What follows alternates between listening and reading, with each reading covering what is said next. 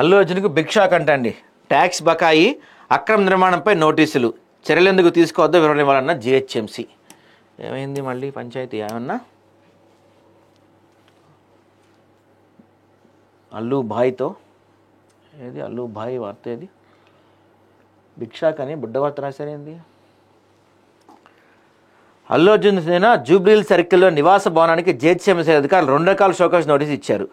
Circle 18 పరిధిలో ఉన్న అల్లు అర్జున్ నివాస భవనంపై ఎలాంటి అనుమతులు లేకుండా పెంట్ హౌస్ నిర్మిస్తున్న అక్రమ నిర్మాణంగా పరిగణించి జిహెచ్ఎంసీ టౌన్ ప్లానింగ్ విభాగం నోటీసు జారీ చేయగా, అనుమతుల నిర్మాణం చేపడుతుందన్న ఇప్పటివరకు ఆ భవనానికి చెల్లించాల్సిన 12 లక్షలకు 100% జరిమానా చేశారంటండి. 100%.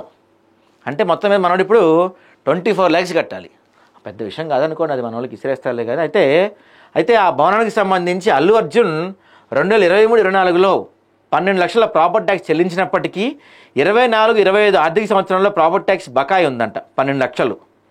ఇక వర్తమాన ఆర్థిక సంవత్సరానికి అక్రమ నిర్మాణానికి విధించిన 100% జరిమానా కలిపి 24 లక్షలు చెల్లించాలంట.